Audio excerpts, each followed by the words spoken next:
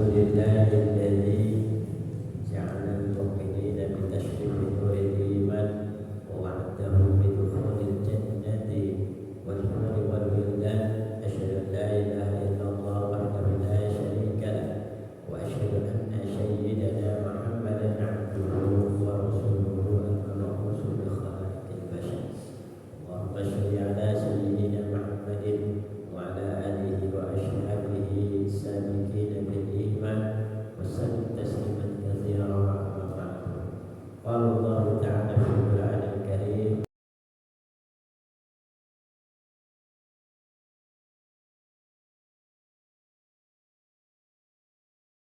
wa huwa asyraful qailin a'udzu billahi minasyaitonir rajim. Bismillahirrahmanirrahim. Yarfa'illahu alladhina amanu minkum walladhina utul 'ilma darajat. Qala an-nabiy sallallahu alaihi wasallam man salaka tariqan yaltamisu fihi 'ilman sahalallahu tariqan ilal jannah.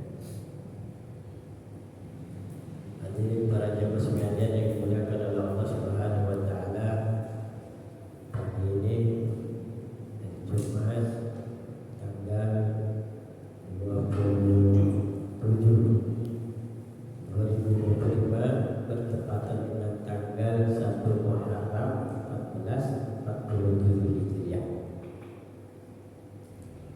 Alhamdulillah kita masih diberikan nikmat sehat walafiat sehingga kita masih bisa melakukan aktivitas kebaikan.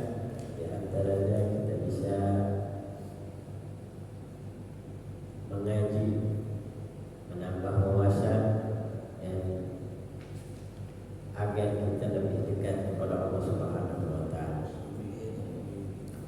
Para jemaah sekalian dimuliakan oleh Allah Subhanahu wa taala, sebagaimana biasa insyaallah kita akan mulai kajian kitab tafsir Jalalain, karena di pertemuan yang lalu untuk penjelasan yang belum selesai, maka pada kesempatan ini kita akan melanjutkan penjelasan yang sebelumnya.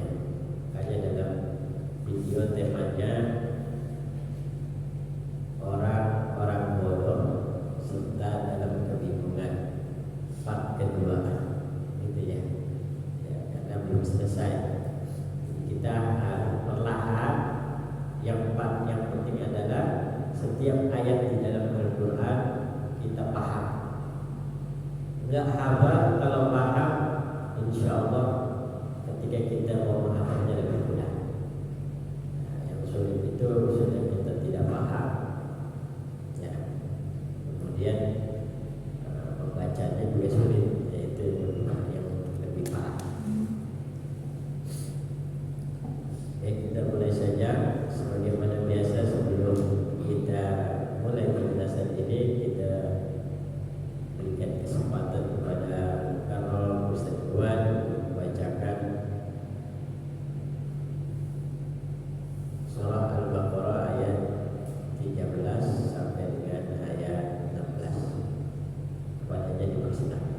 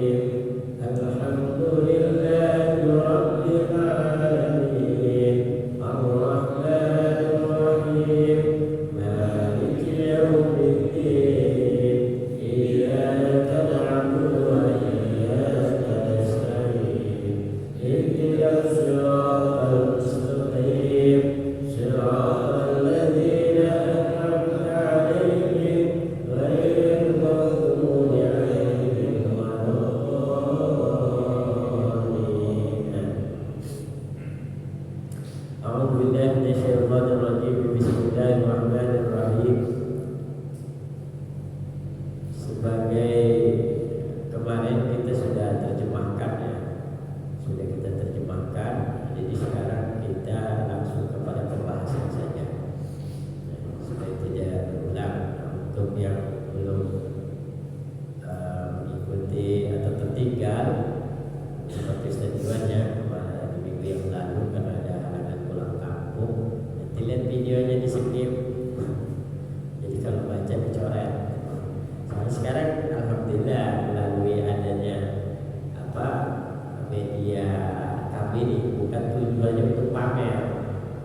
Ya, kita niatkan bukan untuk pamer orang keren masuk TV, masuk YouTube gitu kan, bukan. Tapi tujuannya adalah supaya ketika teman kita yang tertinggal, baik itu coretannya atau kita sendiri, karena mungkin bacaan saya agak cepat mungkin, jadi tidak sampai nyoretnya itu ya, namanya kita pemula.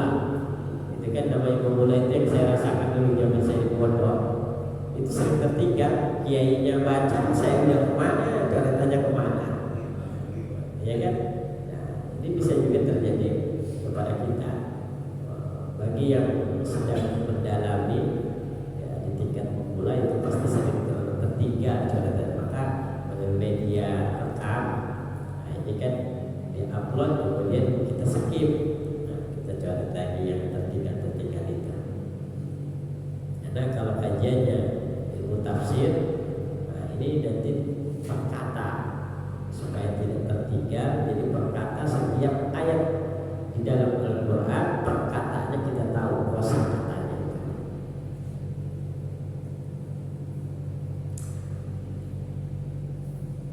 Kemarin kita sudah membahas di ayat sebelumnya, yaitu di ayat 12. Sekarang kita lanjut di ayat 13. Wa idza qila lahum aminu kama amanan nasu qalu anu'minu kama amanas sufaha ala innahum humus sufaha walakin la ya'lamun. Wa idza, dan ketika qila dikatakan lahum kepada orang-orang munafik, aminu berimanlah kalian, kama amanan nasu sebagaimana orang lain beriman, ay ashabun nabi, yaitu para sahabatnya Nabi. Qalu anu'minu kama amanas sufaha, maka mereka berkata, apakah kami akan beriman kama amanas sufaha, sebagaimana orang-orang bodoh beriman. Ala innahum humus sufaha, ingatlah sesungguhnya mereka itulah orang-orang bodoh, walakin la ya'lamuna, akan tetapi mereka tidak mengetahui. Ayat ini, asbabun nuzul ayat ini berkenaan dengan orang-orang munafik yang mengatakan dirinya telah beriman padahal di belakang tidak beriman. Bahkan dikatakan dalam satu riwayat di sini, asbabul ayat ini saya ambil dari kitab Tafsir Sawi. Tafsir Sawi. Ini Tafsir Sawi ini adalah kitab syarah dari kitab Tafsir Jalalain. Di dalam kajian ilmu kitab itu, ya, itu kita misalnya kayak kitab Tafsir Jalalain, penjelasannya belum begitu luas. Karena apa? Karena sangat singkat gitu ya. Makanya kita tersedia cocok untuk pemula. Nah, ketika kita membutuhkan penjelasan yang lebih luas, kita buka kitab yang lebih luas. Apa? Di antaranya kitab Tafsir Sawi. Tafsir Sawi ini isinya sama Tafsir Jalalain, cuma diperjelas lagi. Kalau di sini kan tidak ada ini asbabul nuzul dari ayat ini. Tapi kalau di Tafsir Sawi ada. Makanya saya sampaikan asbabul nuzul pada ayat ini, anna Abu Bakr Aliya tawajjahu li Abdillah bin Ubay bin Salul la'anahullah, bahwasanya Abu Bakar, Umar bin Khattab, Ali radhiyallahu wajha berhadapan atau bertemu dengan Abdullah bin Ubay bin Salul. Nah, ini masih kita bicara tentang Abdullah bin Ubay bin Salul, ya, karena dia ini adalah tokoh munafik pada masa Nabi di Madinah. Faqala lahu Abu Bakrin, saat itu Abu Bakar berkata kepada Abdullah bin Ubay bin Salul ini, halumma anta wa ashabuka wa'lis ma'ana. Jadi kata Abu Bakar, karena saat itu mungkin Abu Bakar sudah mencium bau kemunafikan dari Abdullah bin Ubay bin Salul ini, kemudian memanggil Abdullah bin Ubay bin Salul, halumma anta wa ashabuka, sini ente, sini sama teman-teman ente sini, kalau bahasa kitanya sini, jujur sama saya. Jadi karena sudah tercium kan bro, sini ente sama teman-teman, jujur sama saya. Faqala lahu marhaban bi syekh wa siddiqi wa li amrin marhaban bil faruqil qawi fi dinihi wa li aliyin marhaban bi ibni amin nabi. Jadi pinter si Abdullah bin Ubay bin Salul ini ketika sudah tercium bau kemunafikannya, tapi dia tetap menyembunyikan ketika di hadapan para sahabat Nabi. Ketika dipanggil, halumma anta wa ashabu, dia jawab apa? Begitu menghampiri para sahabat Nabi, dia langsung memuji sahabat Nabi. Jadi gimana sih kalau kita mau marah, misalnya kita mau marah sama anak kita, ya karena kelakuan nakalnya. Nah, kemudian wajahnya ketika menghadap kita, wajahnya kasihan, melas, ya. Apalagi kalau udah melas, tapi setelah itu sambil memuji orang tuanya. Nah, kira-kira kita jadi nggak marahnya? Lemes ya. Iya. Tega, ya kan? Atau kita lagi marah sama istri kita, ketika marah dia memuji kita, melas wajahnya, nggak jadi marah. Seperti apa itu? Pintar. Jadi Abdul bin Salul ini pintar dalam menyembunyikan kemunafikannya. Kata Abdullah bin Ubay bin Salul bilang, marhaban bi syekh wa siddiqi, selamat datang wahai syekh, begitu. Selamat datang wahai syekh, wahai Abu Bakar Siddiq. Yang malam begitu. Bahkan di dalam kitab yang lain itu kalimatnya lebih ini lagi, lebih indah lagi. Jadi saya punya kitab namanya Asbabun Nuzul. Jadi saya kalau kita tafsir banyak, saya satu lemari. Ya kalau lihat kata saya satu lemari itu tafsir semua, membahas tentang kandungan ayat. Karena kalau kita berpatok pada satu kitab, kadang-kadang entah dari sisi bahasa atau terutama dari sisi penjelasannya itu beda-beda. Makanya saya ambil supaya lebih luas saja, biar terasa indah. Satu ayat ini begitu indah dan begitu luas. Nah, ini dari redaksi yang saya lihat, kalau di tafsir Sawi Dubai, menurut saya kurang lengkap juga, masih kurang lebih inilah ya, kurang lebih menjabar. Nah, ini kalimatnya malah lebih luas lagi nih. Dari kitab Asbabun Nuzul, karya-karyanya Abil Hasan Ali bin Ahmad Al-Wahidi, wafat pada tahun 468 Hijriah. Tahun berapa itu Masehinya? Tahun 1000-an. Ya, 1000 Masehi.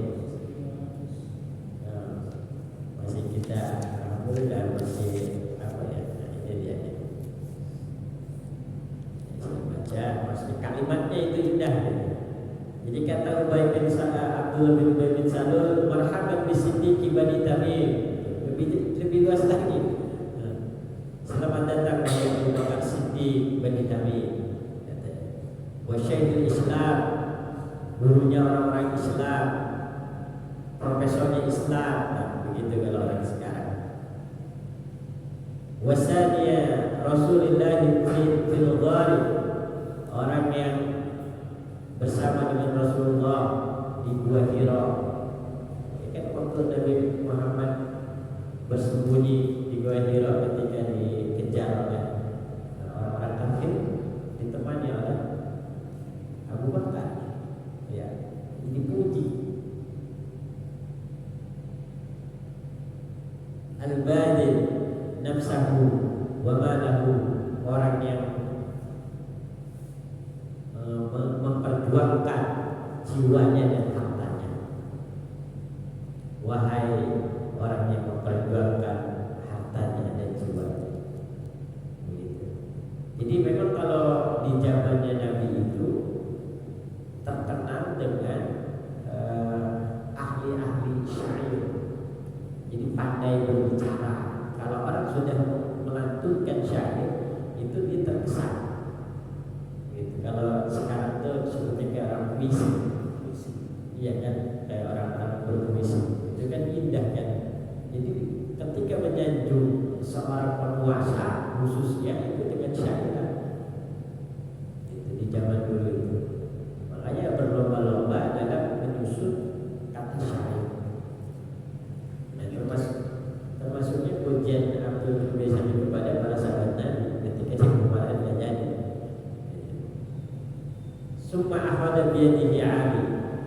Nah, marhaban. Nah, kemudian setelah dia memuji Abu Bakar, kemudian dia juga memuji Umar karena di situ ada Umar.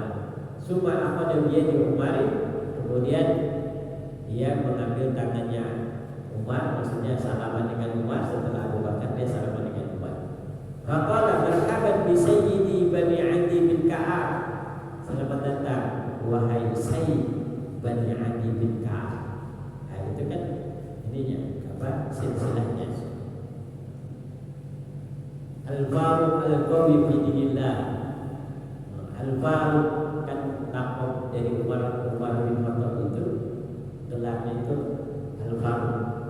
Kalau ada panggilan Al-Faruq itu Umar bin Khattab. Al-Faruq Al-Qawi, yang kuat di dalam agama Allah. Al-Badil nafsahu, Al-Badil nafsahu wa malahu bi Rasulillah, sama orang yang memperjuangkan jiwanya dan hartanya untuk perjuangan Rasulullah SAW. Setelah menyanjung Umar bin Khattab, kemudian summa akhadha biyadi Ali, kemudian berlanjut dia bersama dengan Ali bin Abi Thalib. Sama apa yang disampaikan, dia juga menyanjung marhaban bi ibni Abi Rasulillah wa fatani. Selamat datang wahai anak pamannya Rasulullah, wahai anak pamannya Rasulullah dan bantunya Rasulullah. Karena Ali bin Abi Thalib selain dia anak pamannya, berarti apa? Sepupu ya. Iya, keponakannya. Iya, keponakan. Keponakannya. Anak paman, anak adiknya. Adik sepupu. Sepupu ya. Wahai sepupunya Rasulullah sekaligus mantunya Rasul. Jadi sepupu dia juga mantu, karena menikahi siapa lagi? Fatimah Zahra. Disanjung Sayyidi Bani Hashim ma qala Rasulullah sallallahu alaihi wasallam. Sayyid Bani Hashim karena ya Rasulullah Bani Hashim, jadi bapaknya dari kakeknya itu Abdul Muthalib bin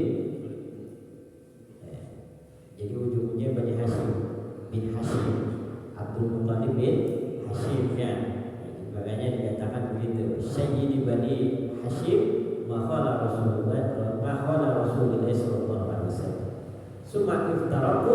Nah, kemudian setelah anggap saja para sahabat Nabi ini nggak jadi ngomelin Abdullah bin Salam, karena Abdullah bin Salam itu ketika ditanya, nah ini ada lanjutannya, di sini nggak ada. Nah, di sini ada lanjutannya.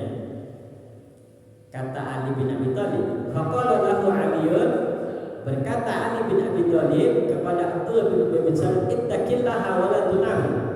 Takutlah engkau kepada Allah dan janganlah engkau menjadi orang munafik. Itu apa? Nasihat Ali bin Abi Thalib kepada Abdullah bin Salam. Faqala ma qultu dzalika illa liqauli imani wa ka imaniku. Kata Abdullah bin Salam, apa yang kau katakan? Ma qulta dzalika illa liqauli imani ka imaniku. Saya itu, iman saya itu sama dengan iman kalian. Kata Abdullah bin Salam.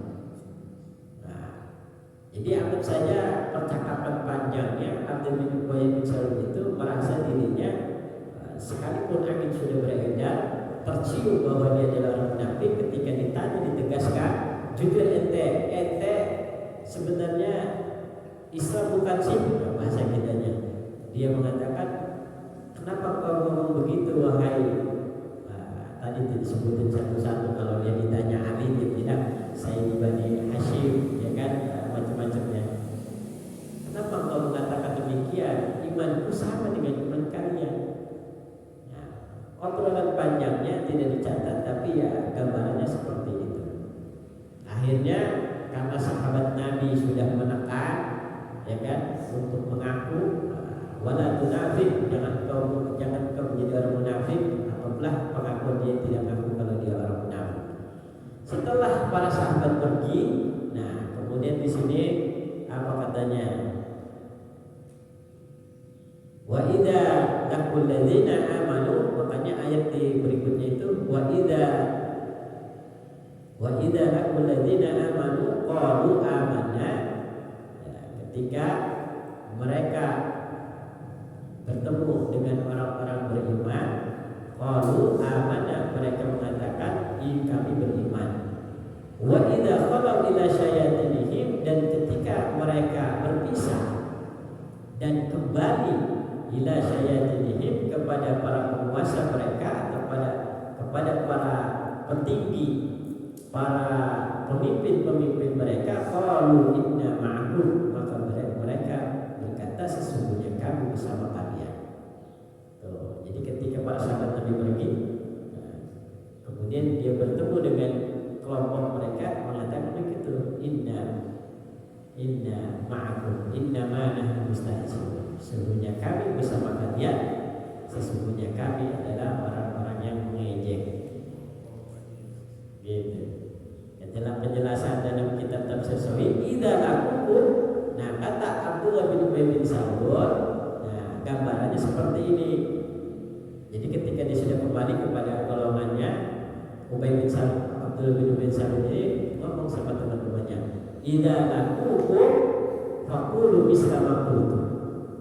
Kalau ente ketemu sama mereka nih, para sahabat Nabi atau orang-orang yang beriman, faqulu misla ma qultum, maka bicaralah, maka katakanlah apa yang aku ucapkan tadi. Jadi kan kelompoknya ini kan, para teman-temannya ini, teman-teman Abdullah bin Salam ini kan menyaksikan ketika Abdullah bin Salam ini diinterogasi, diinterview oleh para sahabat Nabi, kan dia bersilat lidah ya di hadapan para sahabat. Nah kan kelompoknya menyaksikan. Nah kemudian ketika para sahabat Nabi kembali, ya, nah dan dia kembali kepada kelompoknya, ngomong sebenarnya, idza laqukum faqulu ma qultum. Kalau ente ketemu sama mereka, para sahabat Nabi atau orang-orang yang beriman, faqulu ma qultum, maka katakanlah apa yang seperti faqulu misla ma qultum, maka katakanlah seperti apa yang katakan seperti tadi. Kenapa? Supaya aman. Begitu maksudnya. Gitu. Katanya lam najal bi khairin mustafiina. Kalau ente ngomong seperti itu, sampai kapanpun kita akan aman. Kita akan senantiasa dalam kebaikan. Kalau bahasa dianya, lam nazal bi khairin. Ya begitu. Makanya setelah itu baru turun ayat. Nah setelah itu para sahabat Nabi melaporkan kepada Nabi, wahai Nabi, bahwa Abdullah bin Ubay bin Salul ketika diinterogasi tertiup dengan tegas, dia tidak mengakui kalau dirinya orang munafik. Nah langsung turun ayat ini. Wa idza qila lahum aminu kama amanan nas qalu anu'minu kama amana sufaha. Oh bukan yang ini yang tadi. Wa idza laqul ladzina amanu qalu amanna wa idza khalu ila syayatinihim qalu inna ma'akum innama nahnu mustahzi'un. Nah, itu maksudnya ayat yang itu ya. Itu. Jadi masih ada kaitannya dengan yang tadi. Nah, kalau ayat yang sebelumnya ini tadi terlewat satu ayatnya. Wa idza qila lahum aminu kama amanan nas, dan ketika dikatakan kepada mereka orang-orang munafik, aminu berimanlah kalian kama amanan nas, sebagaimana imannya orang lain beriman. Nah, ini maksudnya adalah Anas di sini adalah ashabun Nabi, para sahabat Nabi. Nah, kemudian ketika mereka mengatakan qalu anu'minu kama amana sufaha'u, maka mereka mengatakan apakah kami beriman sebagaimana imannya orang-orang bodoh. Dan di sini kita garis bawahi adalah orang-orang bodoh. Kata sufaha itu bahasa Indonesia orang-orang bodoh. Asal katanya adalah safihun. Safihun itu mufradnya. Safihun, safihani, sufaha. Orang-orang bodoh. Nah, kemudian timbul pertanyaan, kenapa ketika orang-orang kafir ini, disuruh beriman, tapi jawabnya apakah kami akan beriman seperti imannya orang-orang bodoh? Gitu. Kenapa dia mengatakan begitu? Nah, ini ada alasannya.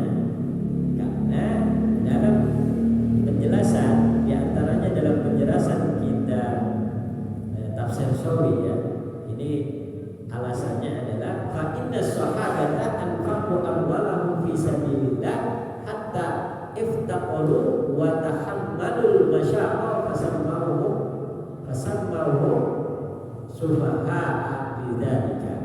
Jadi alasannya adalah orang-orang kafir ini bukan Abdullah bin Ubay bin Salul, yang lainnya ya, yang kafir terang-terangan yang oleh Nabi disuruh beriman.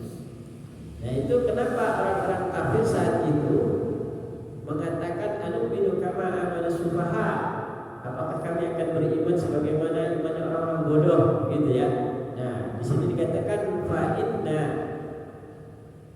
sahabata anfaqu, karena para sahabat Nabi menginfakkan amwalahum fi sabilillah, harta-harta mereka di jalan Allah, hatta iftaqalu, sampai dengan mereka menjadi miskin. Jadi pandangan mata orang-orang kafir, kok apakah sebodoh itu? Saking begitu dia beriman kepada Allah, imannya sama dengan Nabi Muhammad, sampai-sampai dia memperjuangkan atau menginfakkan semua hartanya di jalan Allah.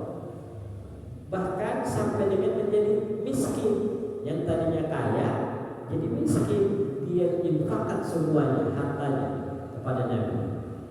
Dibela-belain sampai harus miskin juga tidak masalah. Jadi dalam pandangan mereka bukannya orang bodoh itu, gitu. Atau kurang akal. Iya. Ya kan, coba ada nggak kira-kira di zaman sekarang susah? Nah ini pada masa Nabi itu siapa orang yang mereka menginfakkan, membelanjakan harta semuanya itu di jalan Allah itu yang pertama adalah Abu Bakar Siddiq. Jadi ketika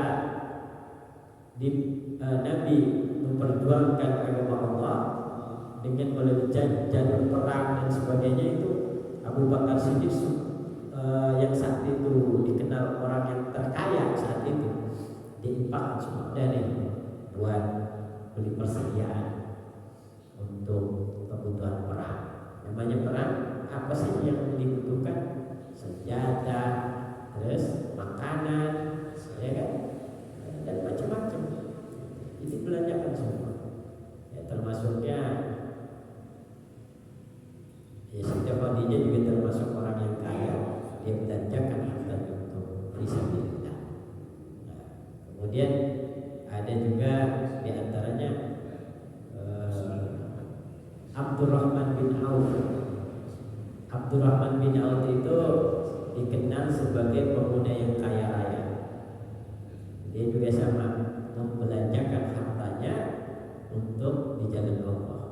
Jadi dia sering tuh di masanya itu sering memerdekakan budak. Kalau dia ada budak, dia melihat budak, dia termasuknya siapa? Ya, termasuknya Bilal bin Rabah itu dimerdekakan oleh beliau. Jadi orang-orang kaya dahulu di zaman Nabi yang beriman tidak segan-segan menginfakkan hartanya semuanya, sampai dia miskin pun tidak masalah, sampai dengan dia kesusahan. Kalau kita kembali di zaman sekarang, ada nggak dia belain di perjuangan buat dakwah? Dia punya kekayaan, dia kasih semua, kemudian dia jadi miskin. Ada nggak? Sulit ya jadi zaman sekarang. Kalaupun ada, kayaknya cerita aja, buku cerita. Makanya wajar kalau kemudian Abu Bakar ahli surga, ya kan, dan sahabat-sahabat Nabi yang lain ahli surga gitu. Saking perjuangannya bukan kalang-kalang kalau bahasa kita sekarang. Nggak ada. Memang saya pernah dengar juga itu. Mohon maaf ya. Dulu saya pernah dengar ada orang dakwah katanya. Dia bela-bela dia jual rumahnya untuk sedekah. Ada. Wallah alam ceritanya benar atau tidak. Tapi saya menilai ada semacam kelompok. Jadi bicara begitu karena kepentingan kelompok untuk menaikkan rate-nya. Ada bahasa begitu. Jadi bawah anggaplah kalau kita orang marketing nih. Kalau di dunia marketing biasanya nih yang pernah dengar ya, misalnya kayak propolis lah misalnya ya, propolis kan punya ada namanya downline itu ya. Nah, downline ke bawah itu ya. Ya kayak gitu semua. Yang saya pernah dengar itu ya bukan propolis, bukan. Ada yang lain tidak saya sebutkan, saya dengar sendiri. Jadi downline-nya itu membesarkan nama upline-nya. Tujuannya untuk tadi marketing, berarti kan kepentingan pribadi. Dia sampai ngomong tuh karena dia sudah melibatkan bisnisnya dengan agama. Kan ada istilah berbisnis menjual agama. Ada kan begitu? Iya. Itu saya pernah dengar kalimatnya mirip begitu.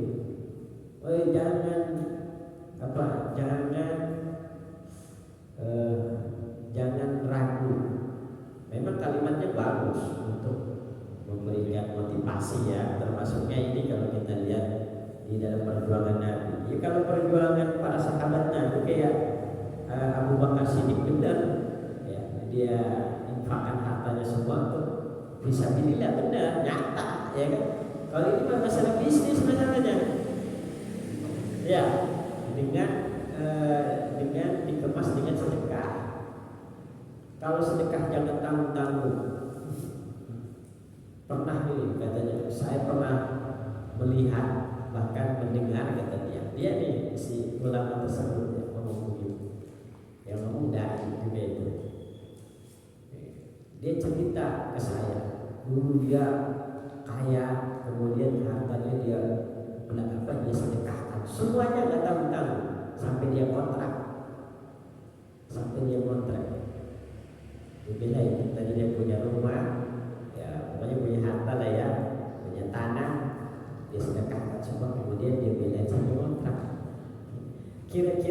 kalimat begitu? Masuk akal nggak? Untuk apa? Untuk sedekah. Sedangkan sedekahnya ini yang dia ceritakan untuk inilah membantu orang yang sedang kesulitan, membantunya gitu ya. Jalur-jalurnya itu. Kalau saya dalam pikiran saya di zaman sekarang nggak bisa begitu. Karena di zaman sekarang Indonesia merdeka, ya kan? Terkecuali jelas sedekahnya dia buat Palestina misalnya, itu jelas tuh, ya, buat perjuangan Palestina atau dengan perjuangan yang lainnya yang nampak gitu. Nah, ini mah enggak, sedekahnya untuk di Indonesia, dia salurkan untuk kepentingan orang-orang Indonesia. Sekarang kita pikir orang Indonesia udah merdeka, ya kan? Kemudian selain itu kesenjangan sosial sudah ada yang tanggung pemerintah. Dia bela-belain sampai jual rumahnya tanya mau sedekah, semuanya dibelain kontrak. Menurut saya itu apa? Enggak ini tidak pas. Iya, tidak pas. Ada mungkin di antara mereka yang benar, ya, ada mungkin, ya, ada semua gitu, ada.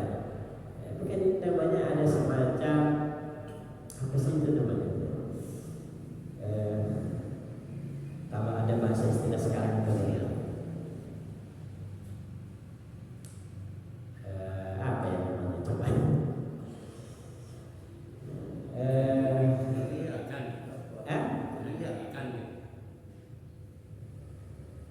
Kalau doktrin kayak semacam doktrin, iya, untuk kelompoknya, sehingga kelompoknya ini akhirnya ya jelas dirugikan. Bela-belain jual mobil, jual motor, jual rumah, kayak dia kontrak misalnya kan, bener ya. Nah, begitu hasilnya kok nggak balik duitnya, gimana itu? Kalah nyalon. Katanya apa? Enggak, awalnya doktrinnya bagus awalnya kan. Iya.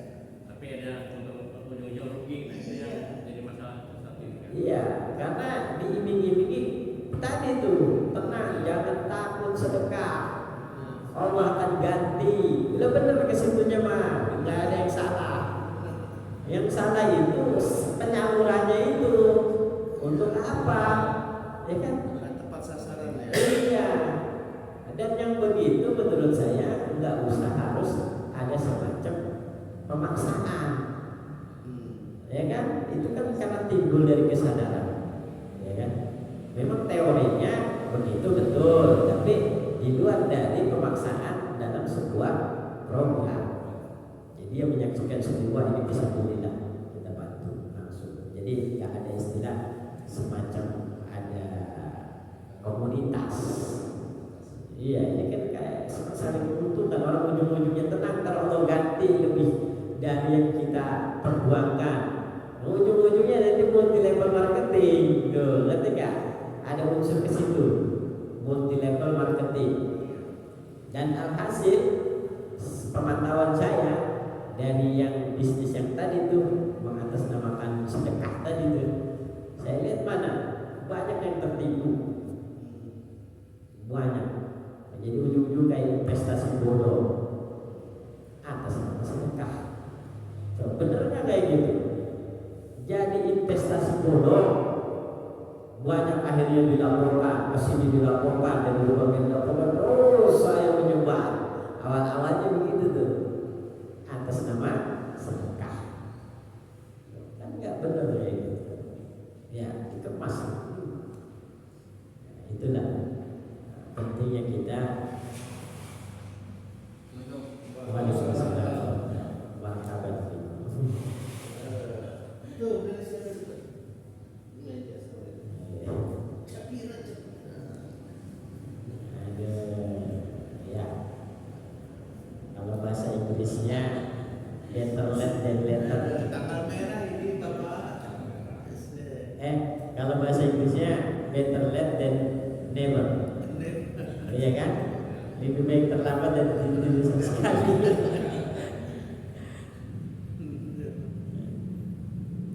Iya, gitu ya. Jadi kita jangan sampai kita ibadah kemudian ada semacam ya kita terjerat oleh dogma. Terus tadi itu apa itu doktrin, ya kan? Dan hal semacamnya. Tapi salah Orang yang berbisnis dengan atas nama agama itu tidak boleh. Makanya banyaklah caption yang macam-macam kayak gitu, menjual dengan atas nama agama. Ya. Ayat lah. banyak ya. Akhirnya pada oleh pada Iya, akhirnya pada kolab kan banyak fakta. Kalau mau sedekah aja. Ya, bahkan sahabat Nabi itu ada yang bersedekah dengan tidak menunjukkan sedekahnya. Dia melakukan kebaikan tangan kanannya melakukan kebaikan, tangan kirinya tidak mengetahuinya, kan gitu. Terus ada juga memang yang menunjukkan, tapi dalam arti dia ingin memberikan pelajaran kepada yang lainnya supaya dia ikut bersedekah. Ada. pasti semua tergantung dari niatnya. Hmm. Kalau nggak tahu Ya. Tapi di sini banyak seperti di kota. mungkin ngikutin ini. Itu juga salah satu contohnya. Kan dia tidak ingin tahu nilainya berapa. Lain hal kalau memang dia malu ini 100 perak kan, 100 perak dia tahu dia malu. Beda lagi. Kalau dia begini duitnya gocap cepet malu. Benar ya? Ya kan? Dia mau sedekah segini kan tangannya, duitnya cepet, wajar ini. Kalau dia begini duitnya 1000, apa namanya ini? Dia malu ini bukan ketahuan. Iya. Iya. Gitu ya. Jadi mengapa orang kafir itu mengatakan qalu anu'minu kama amana sufaha? Gitu. Apakah kami akan beriman seperti imannya orang-orang bodoh itu? Ya. Kenapa dia mengatakan para sahabat Nabi bodoh? Karena mereka menginfakkan hartanya semuanya untuk perjuangan Nabi. Bahkan sampai dia menginfakkan semua hartanya, dia jadi miskin. Bahkan bukan hanya miskin, dia susah, gitu, belangsak, gitu. Belangsak dalam artian yang lain, ya, dalam pandangan orang kafir. Tapi dalam pandangan umat Islam yang beriman saat itu sebuah anugerah. Dia puas bisa menginfakkan hartanya semua, karena dia pikir yakin bahwa itu adalah kebaikan untuk dirinya. Dan gitu, karena tidak tahu di situ ada di sini dikatakan walakin la ya'lamun, akan tetapi mereka tidak mengetahui. Akan tetapi tidak mengetahui apa? Ilman Nabi bisa bihim, tidak mengetahui dengan pengetahuan Nabi atas disebabkan kebodohan mereka.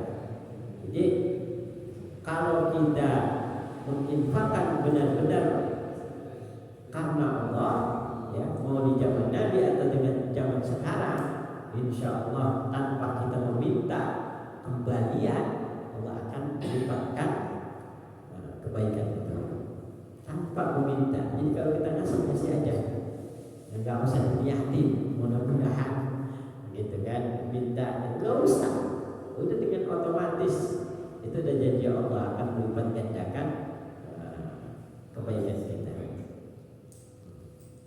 Jadi kalau sedekah aja. Tapi pandangan itu salah. Apa ala innahum humus sufaha'u walakin la ya'lamun. Ingatlah sesungguhnya mereka lah yang orang bodoh. Ya bodoh karena tidak tahu kalau perjuangan para sahabat itu akan diganti kebaikan berlipat ganda oleh Allah. Kan gitu, tidak tahu. Nah, kemudian ayat ini ya walakin la ya'lamun, dengan di ayat sebelumnya ada tuh walakin la yashurun, ya, di ayat sebelumnya yang mengatakan tentang mereka merasa, orang-orang kafir ini merasa dirinya sudah berbuat kebaikan, gitu. Padahal mereka berbuat kerusakan di bumi. Walakin la yashurun, akan tetapi mereka tidak menyadarinya. Nah, kalau sekarang ketika dikatakan disuruh beriman, nah, kemudian mereka menghina orang-orang Islam itu adalah orang bodoh, ya kan? Nah, padahal mereka yang bodoh, tapi mereka tidak tahu. Nah, kalimat walakin la yashurun dengan walakin la ya'lamun ini ada perbedaannya. Kenapa di pada barisan yang berderetan di situ, walakin la yashurun, ini kaitannya dengan pemandangan yang bisa dilihat. Makanya kalimatnya walakin la yashurun, akan tetapi mereka tidak menyadarinya kalau perbuatan mereka merusak bumi, kekufuran mereka, ya kan, kemaksiatan mereka tuh merasa merusak bumi. Makanya walakin la yashurun. Tetapi kalau kaitannya kebodohan, ini kan tidak terlihat, ya kan, tidak terlihat di mata. Makanya kalimatnya walakin la ya'lamun, akan tetapi mereka tidak tahu.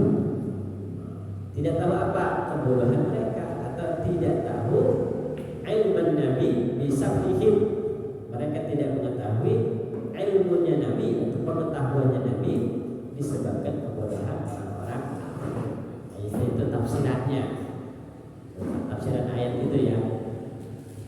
Nah, kemudian dilanjut wa idza laqul ladzina amanu qalu, yang tadi itu cerita yang tadi saya sampaikan di awal tadi kelewat, sudah dibahas. Wa idza laqul ladzina amanu qalu amanna wa idza khalu ila syayatinihim qalu inna ma'akum innama nahnu mustajibun. Nah, di situ ada kalimat ila syayatinihim. Ya. Jadi kalau kita buka, ya, kita bahas kata syayatinihim, itu artinya kalau di terjemahan Al-Quran bahasa Indonesia, nah itu kalau syayatinihim itu apa Pak itu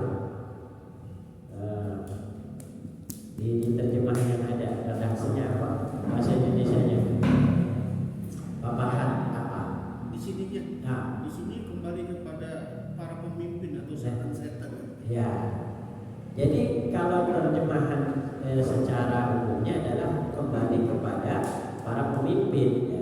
Tapi makna aslinya adalah setan. Iya. Karena asal katanya syaitonun, syaiton. Nah ini syayati, itu jamak taksir. Jadi saya kembali kepada setan-setan mereka.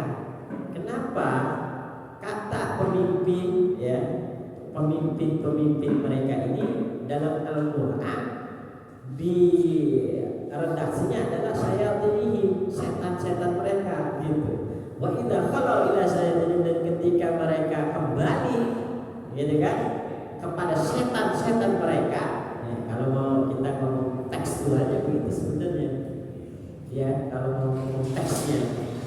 Wa idza wa idza khalau ila syayatinihim, ketika mereka kembali, gitu kan, ila syayatin, kepada setan-setan mereka. Nah, yang kita bahas adalah kenapa redaksinya setan-setan mereka. Gitu, enggak ila ru'asaihim, enggak ila ru'asaihim, kepada pemimpin-pemimpin mereka. Tapi memang maknanya ila ru'asaihim, apa pengertiannya, tapi lafadznya syayatin. Nah, ini ada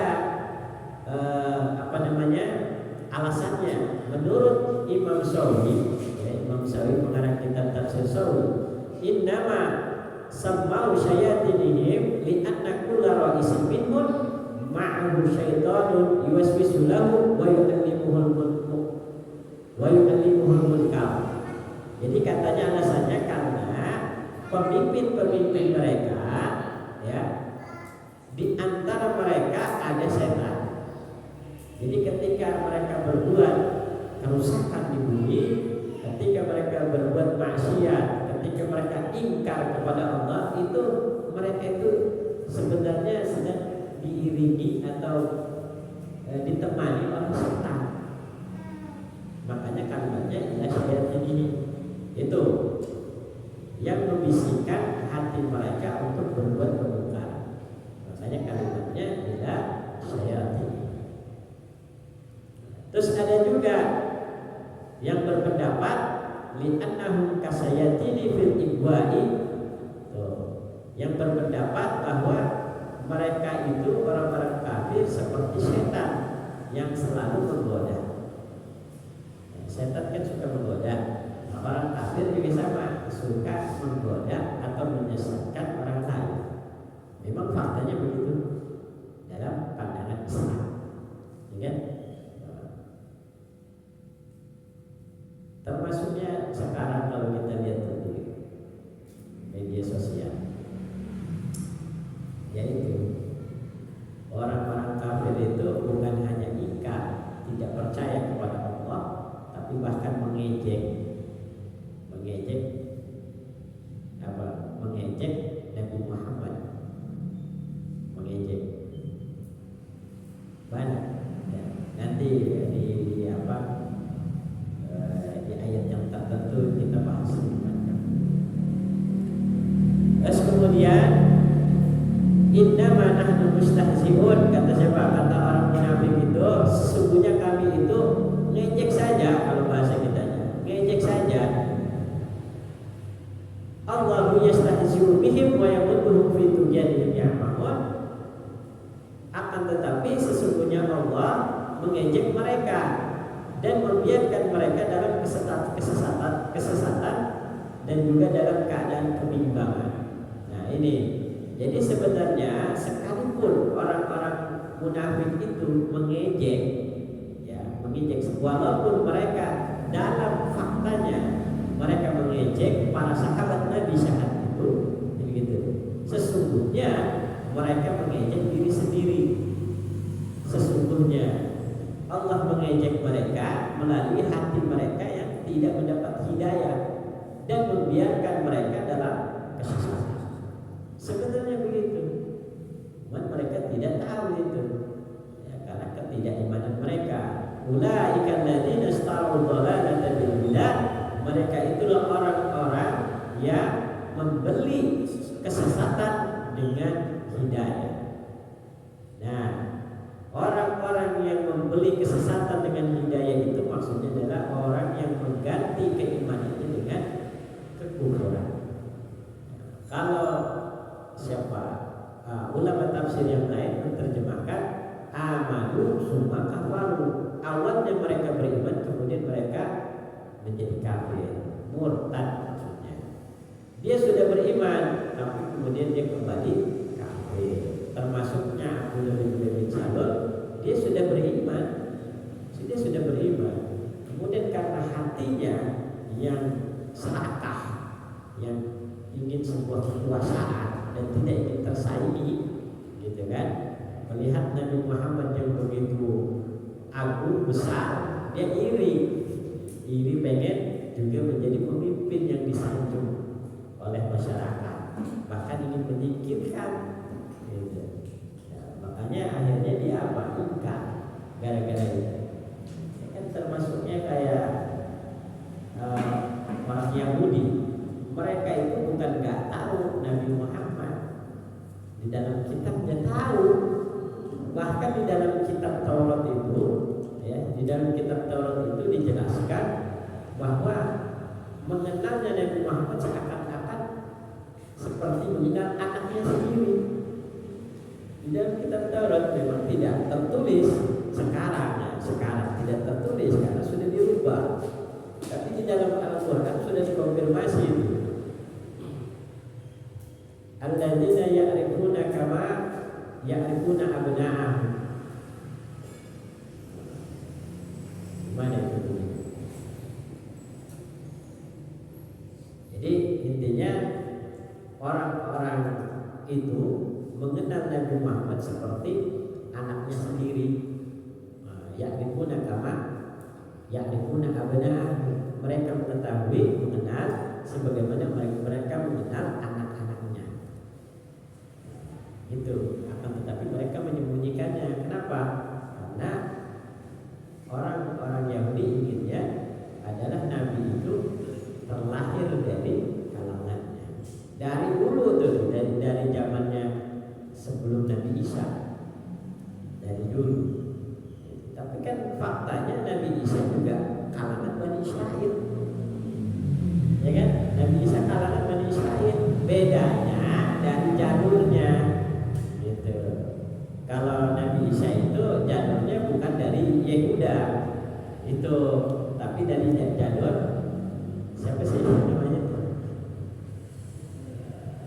Dari siapa? Nah, jalur Nabi Isa itu ada itu namanya siapa ya? Lupa saya. Jadi anaknya Nabi Yakub itu kan dari sekian itu kan ada Ruben, ada siapa lagi? Ada Yehuda kan, ada Nabi Yusuf, ada yang begini saya lupa tapi intinya segitu Nabi Isa jalur dari Bani Israel, ya kan? Yahudi ini menolak, ya kan? Maka dikisahkan juga intrik pembunuhan Nabi Isa juga oleh Yahudi. Apalagi yang kita beda jalur dari Nabi Ismail, ya kan? Nah, ini kan jalurnya Ishak, Nabi Ishak ini Nabi Ibrahim punya anak, Nabi Ishak punya anak yang poin-poinnya aja ya, Nabi Ishak, kemudian Nabi Yakub, kemudian Nabi Musa, anaknya dulu ya Nabi Yakub dari jalurnya, kemudian baru Nabi Musa, kemudian ke bawahnya Nabi Isa, anggaplah itu Bani Israel. Nah, sekarang kalau Nabi Muhammad itu dari jalur Nabi Ismail, terus kemudian ke bawahnya ya sampai ketemulah Bani Hashim, Abdul Muttalib, Abdullah, baru ke bawah Nabi Muhammad. Karena anggap itu jalurnya. Apalagi yang sudah beda jalur, beda nenek moyang, ya, itu pasti lah. Makanya saya nggak mau itu. Yang beda cuma anggaplah kalau itu dia mah anaknya, keponakannya, misalnya dia nggak mau, pengennya dari jalur Yahuda, maunya orang Yahudi. Makanya kan suku Yahudi itu, Yahudi itu bukan agama, bukan, itu suku. Ya suku, anggaplah nenek moyangnya Yahudi, orang-orang Yahudi. Iya, suku ya. Iya dari jalur nenek moyangnya si Yehuda itu. Makanya apalagi beda jalur. Tapi ternyata di dalam Al-Quran dikonfirmasi orang Yahudi itu di dalam kitab Taurat, ya, di kitabnya Nabi Musa.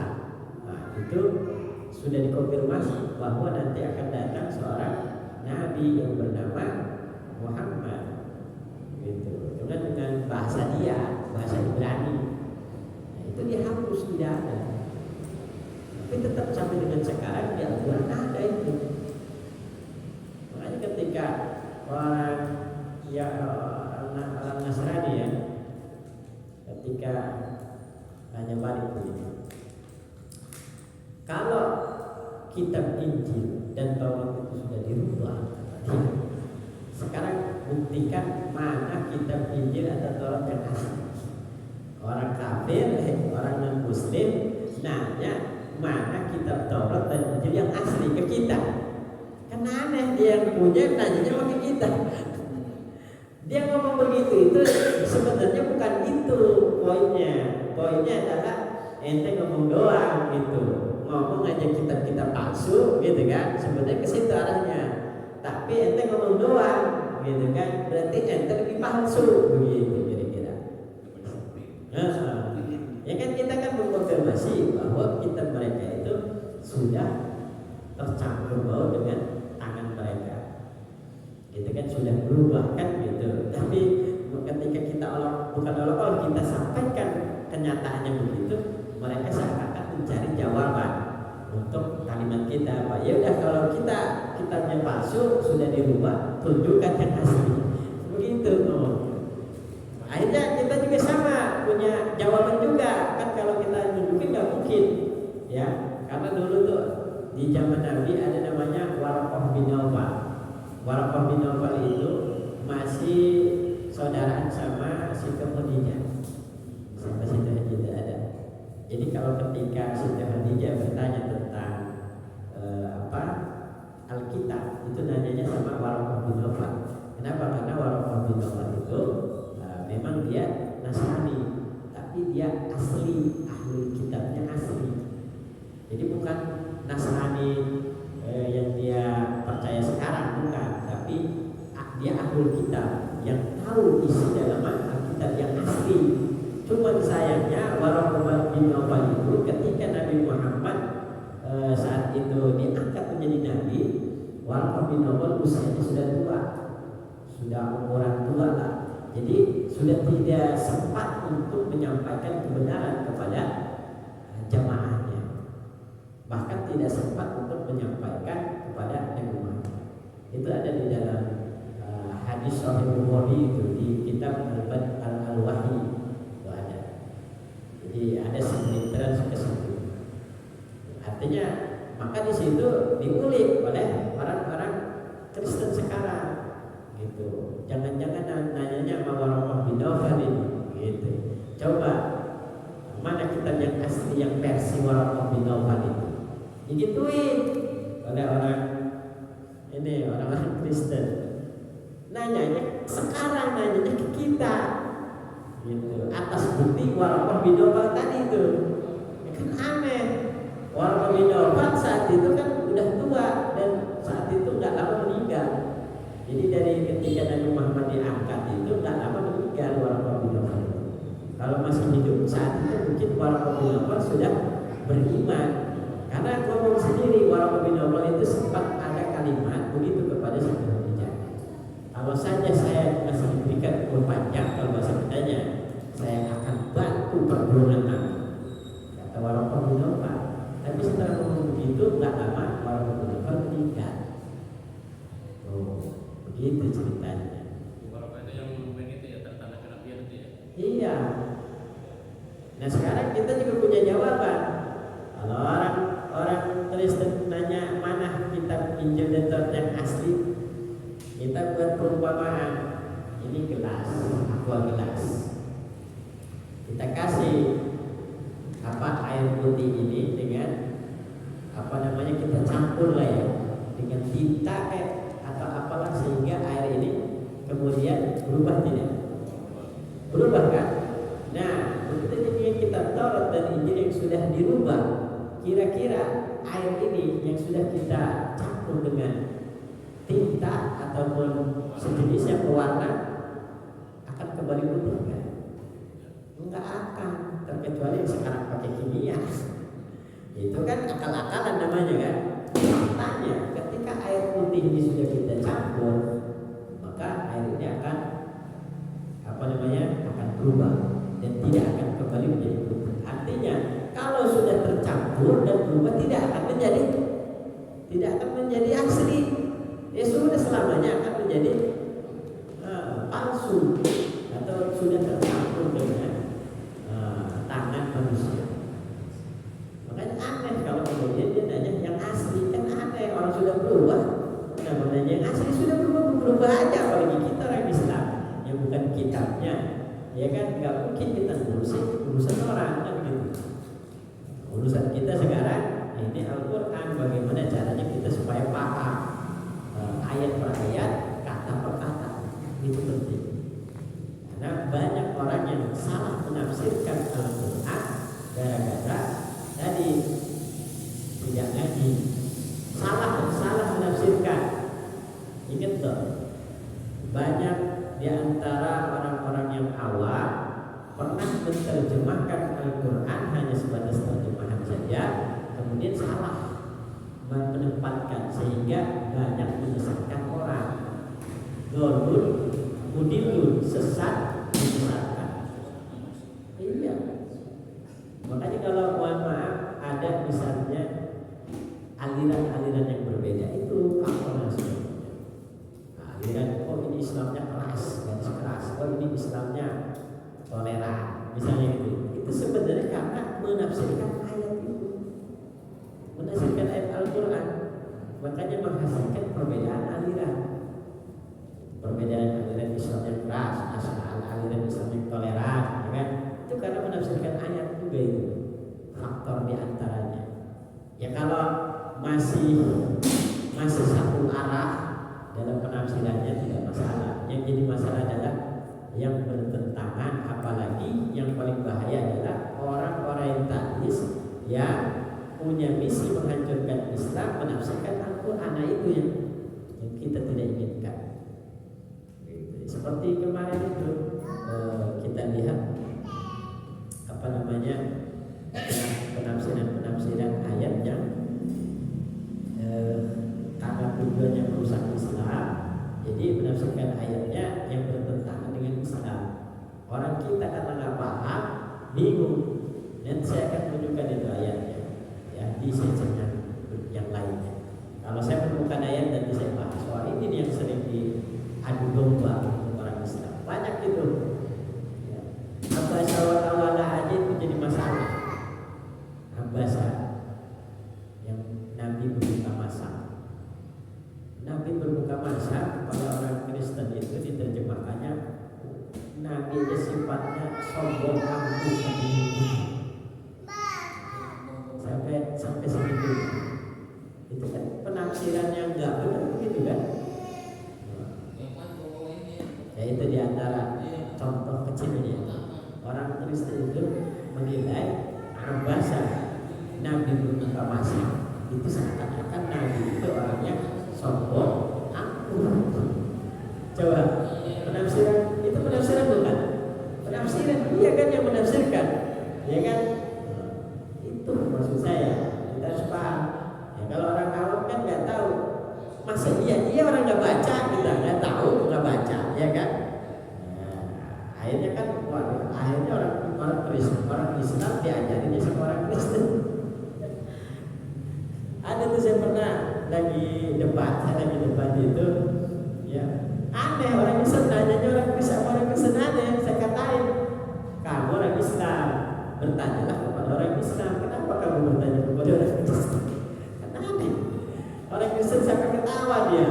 Tanyalah sama ulama karena dia juga menjaga etika apa namanya dilaporkan. Di dalam dunia diskusi sah-sah saja. Tapi kalau bukan dalam dunia diskusi kena karena undang-undang ITE, ya, undang-undang IT. Ya termasuk ini juga nih. Kalau disebarkan, makanya saya jaga kalimat saya, jangan sampai ada propaganda. Gitu. Saya jaga. Nah, ini karena kajian ilmu tafsir, maka saya bahas sesuai dengan itu. Jadi ada namanya itu rekomendasi dan referensi saya ada, bukan asal saya, tapi berdasarkan referensi. Jadi kuat saya. Iya, karena nanti kalau jamaah sekalian nanti lihat ada itu saya ketika saya lagi debat dengan orang Kristen itu saya direkam. Pernah yang lihat tuh Pak Ustadz Iwannya, pernah ya? Saya tunjukin ada. Saya lagi debat sama orang-orang Kristen gitu. Ada di channel dia itu. Wajah saya ada di situ. Ada. Namanya Ahmad, Ki Ahmad. Ki Ahmad itu orang Kristen. Ya, dia misionaris lah termasuknya. Bahkan dia itu tergolong penista agama. Dia pinter ilmu hadisnya. Dia jabarin panjang lebar. Gitu. Ya. Cuma dia coba hadis doa itu. Buat jarang tidak. Dia jelaskan ayat Al-Quran, tapi yang bertentangan. Nah, kita yang orang Islam kebingungan karena kita nggak baca, itu masalahnya. Jangankan baca, jangankan mengerti, baca saja enggak. Nah, dia baca, gitu. Iya, coba cari kali sini kalau nggak percaya. Nama channelnya Ki Ahmad. Ki Ahmad itu singkatan dari bisa jadi kiamat. Kiamat bisa juga nyindir Ahmad, Ki Ahmad, ya kan bisa nyindir gitu. Ahmad itu kan Nabi kita Nabi Muhammad. Nah, Nabi Muhammad itu kan aslinya Ahmad. Ki Ahmad. Kalau bisa menjadi kiamat, kalau bisa jadi nyindir Nabi kita Ki Ahmad. Gambarnya ada tasbihnya, ada pecinya, gambar dia itu pakai apa? Pakai gambar kartun. Jadi orang awam kira itu kiai, nggak taunya orang Kristen. Dia orang agama ya? Hah? Dia orang agama. Iya. Ki Ahmad.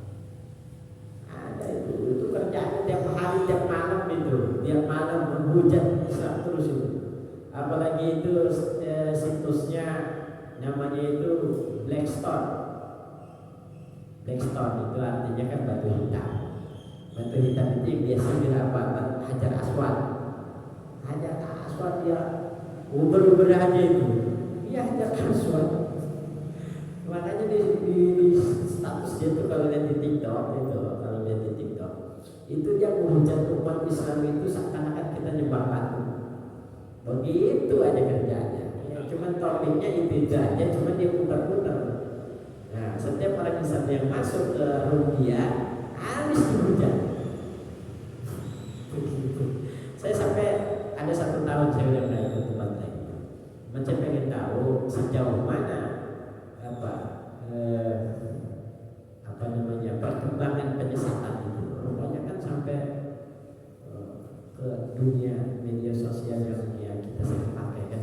Makanya saya jujur, saya itu sejak saya debat itu di hati saya seakan-akan terpanggil bagaimana saya bisa mengajak teman-teman supaya bisa memahami Al-Quran. Karena yang saya khawatirkan tadi itu kita habis dibombardir oleh non-muslim, ya kan? Sedangkan kita nggak paham. Iya. Jadi saya terpanggil, saya ingin mengajak ada alhamdulillah di musola ada walaupun yang hadir hanya beberapa orang. Lagi 2-nya aja saya siap untuk menyampaikan penjelasan. Apalagi lebih dari 2 orang kan gitu ya. Jadi pelan-pelan kita berkata supaya paham.